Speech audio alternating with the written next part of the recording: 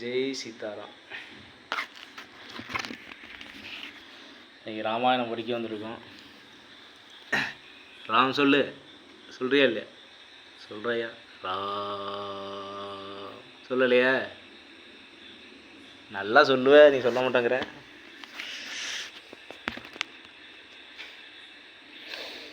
டயர்டில் உட்காந்துருக்காரு. அங்கேருந்து என் கூட ஒடியாந்தார். நான் ராமாயணம் படிக்கும்போது என் கூட வந்து உட்காந்து ராமாயணம் அவர் படிப்பார், கேட்பார். என்ன இதுவோ தான் இங்கே 4-5 நாகுட்டி இருந்து அது வலிச்சிட்டு வருது. எனக்கு டயர்டாக இருக்கும். காலையிலேருந்து சாயங்காலம் வரைக்கும் வேலை செஞ்சு டயர்டாக இருக்கும். எப்படா போய் வீட்டில் படுப்போம். பாவ புண்ணியத்துக்காக வேலை பார்த்துட்ருக்கோம். இந்த ராமாயணம் ஒரு பேஜ் படிக்கிறது தான் இந்த ஆத்மாக்காக நான் செஞ்சுக்கிறது. இன்றைக்கி என்ன கதை பார்க்க போனால் ஒரு ஸ்டோரி ஒன்று பார்ப்போம்.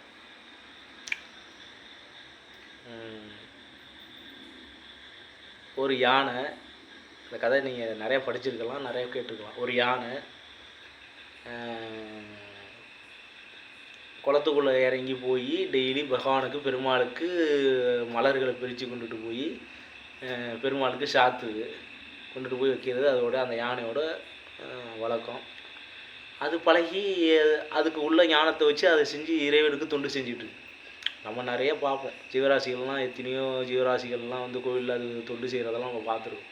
எங்கள் வீட்டுக்கிட்டே ஒரு நாவுட்டு இருந்துச்சு. கரெக்டாக சாமி கும்பிட்ற நேரத்தில் சங்கு பிடிக்கிற நேரத்தில் சங்கு எடுத்துட்டோம்னு போதும், அதுவும் வந்து அப்படின்னுக்கும். நாங்கள் சங்கு பிடிக்கும்போது அது இறந்து போயிடுது. அது மாதிரி அது கொண்டுட்டு போய் டெய்லி வழக்கமாக செஞ்சிட்ருக்கு. டெய்லி ஏதாச்சும் ஒரு முதல்ல வந்து துன்பம் கொடுத்துக்கிட்டே இருக்குது. இது அதுக்கு டமிக்கி கொடுத்துட்டு அது பண்ணிட்டு இருக்கு. ஒரு நாள் அந்த முதலைகிட்ட மாட்டிக்கிட்டு, இந்த கதைக்கு முன்னாடி நிறைய ரகசியம் இருக்குது சொல்கிறேன். இந்த முதலைகிட்ட மாட்டினோன்னே காலை நல்லா கவி பிடிச்சி விட்டு அதால் மீற முடியல. அந்த தெரிஞ்சுக்கிட்டு இனிமேல் நம்மளால் அணுக முடியாது அப்படின்னு, நாராயணா அப்படின்ட்டு நாராயணா நாராயணா நாராயணா அப்படின்னு கூப்பிடுது. நாராயணா நாராயணா. அப்புறம் சரின்ட்டு பெருமாள் இப்படி முடிச்சு பார்க்குறாரு. எங்கடா நாராயணான்னு ஏதோ ஆபத்தில் இருக்கா பக்தர்னு கட்டுறேன். கட்டனே கையில் இருந்த சக்கரம் வந்து அதுவே சுழண்டு போய் இந்த முதலையை துண்டு துண்டாக்கிது. பெருமாள் போல, பெருமாளுக்கு முன்னாடி இந்த சக்கரமே போயிடுது. பெருமாள் யோசிக்கிறதுக்குள்ளே அந்த சக்கரம் போயிருக்குன்னா அந்த சக்கரத்துக்கு அவ்வளோ ஒரு இது. ஆனால் சக்கரத்தால் வர போய் எல்லோரும் வணங்குவாங்க.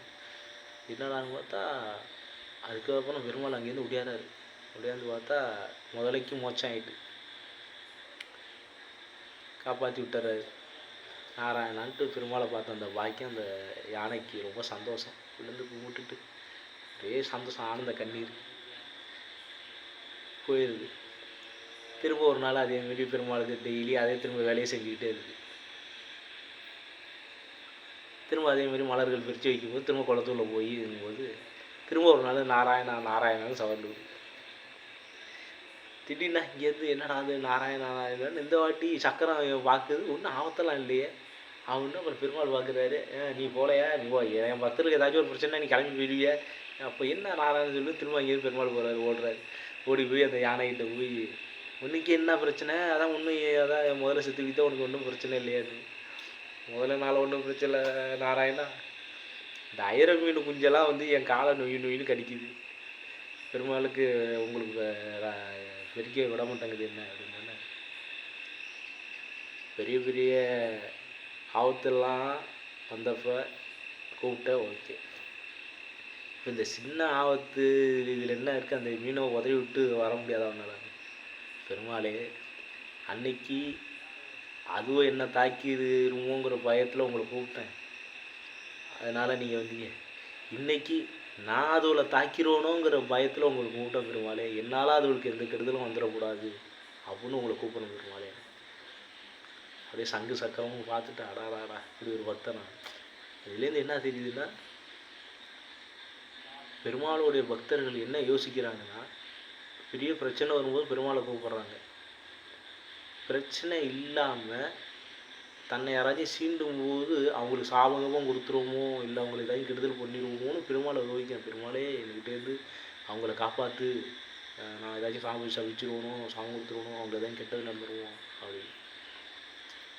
அது மாதிரி நம்ம பெருமாள் பக்தர்களாக இருக்கிறவங்க 2 சைடும் யோசிக்கணும். நல்லது நடக்கும்போதும் பெருமாளை பிடிச்சிக்கணும், கெட்டது அந்த கெட்ட விஷயங்கள்லாம் நம்ம யாருக்காவது கெடுதல் பண்ணிடுவோம்னு நினச்சி பகவானை பிடிச்சிக்கணும். பெருமாளே என்னால் யாருக்கும் எந்த கெடுதலும் வந்துடக்கூடாது, யாராலையும் எனக்கும் எந்த கெடுதலும் வந்துடக்கூடாது, எப்படியாச்சும் எல்லாத்தையும் விலக்கி விட்டு என்னை பெருமாள்கிட்ட போய் சேர்த்துருங்க.